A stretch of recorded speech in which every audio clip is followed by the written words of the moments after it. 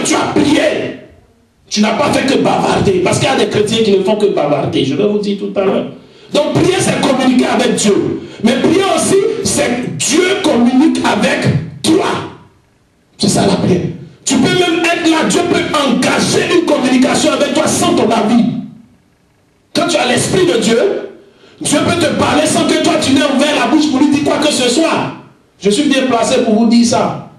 Il m'arrive parfois quand je suis couché les soirs et que j'ai fini de prier, de lire la Bible, j'entends des voix. La voix de Dieu. L'Esprit de Dieu me parle. Et c'est là que je réponds. C'est souvent dans ces moments de jeûne et de prière, des moments de jeûne, surtout quand je prends des moments de jeûne, que ça m'arrive. C'est comme ça que je reçois des prophéties et des visions. Donc tu peux être couché et Dieu veut te communiquer. Regardez le buisson ardent. Moïse avait fait quoi? Rien. La Bible déclare qu'il était en train de perdre les troupeaux de son beau-père. Et soudainement, il a vu le buisson. Il s'est retourné vers le buisson, il a commencé à regarder et soudainement il entend une voix. Qui a engagé la conversation? C'est Dieu. C'est pas Moïse. Dieu a commencé à parler à Moïse. Moïse était dans une séquence de prière avec Dieu.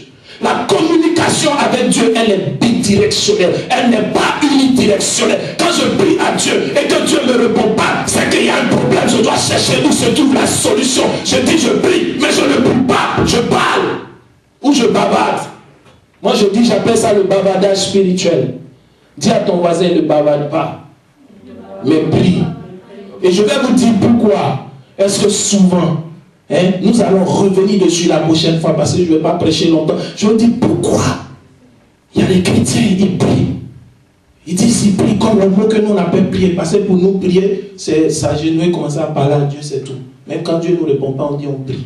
Mais je vous dis, spirituellement, le vrai sens de la prière, c'est la communication avec Dieu dans les deux sens.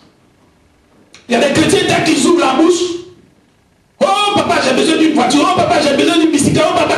Ils n'ont jamais ouvert la bouche pour glorifier Dieu. Et puis, il va que Dieu les réponde.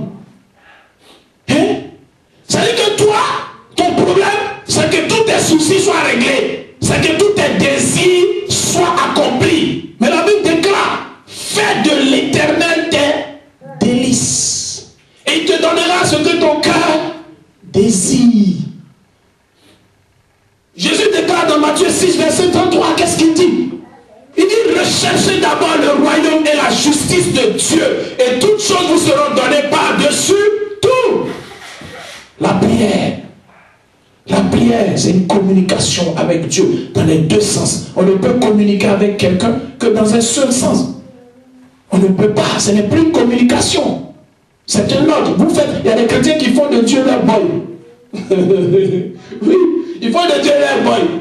C'est le boy, on dit, oh, toi va laver la voiture, toi va ouvrir le portail. Le boy en général, c'est patron, maman, oui, bébé, voilà. C'est tout, c'est ça. Mais attends, je suis désolé, Dieu c'est ton créateur, c'est pas ton boy. Tu passes ton temps à lui dire, de donner des directives, fais ceci, j'ai besoin de ça, mais tu dis jamais, papa, que ta gloire ou ta volonté soit faite, que ta gloire vienne. Vous voyez, nous allons voir la prière que Jésus a nous enseigné, qui nous a laissé, qui est le modèle typique de la prière, tel qu'il le veut. Vous voyez, donc la définition de la prière, la communication, je n'insiste pas dessus. Donc, il y a différents types de prières. Vous voyez? Il y a différents types de prières. Il y a la prière de requête. Vous voyez, le request. On peut dire le request. Donc, les différents types de prières que moi-même, par mes propres études et par la révélation divine, j'ai reçu. La prière de requête. Il y a la prière de supplication. Vous voyez?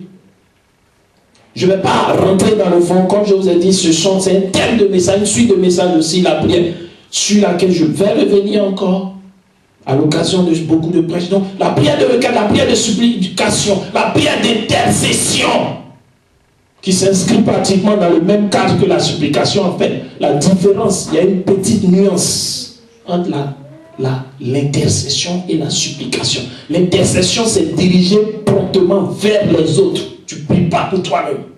Tu pries pour les autres. C'est ça l'intercession. C'est ça la caractéristique de l'intercession. Et l'intercession, c'est une prière puissante. Je vous avais dit ici une fois, un prophète est un intercesseur. C'est la mission première d'un prophète. De tous serviteurs de Dieu d'ailleurs, mais spécifiquement les prophètes.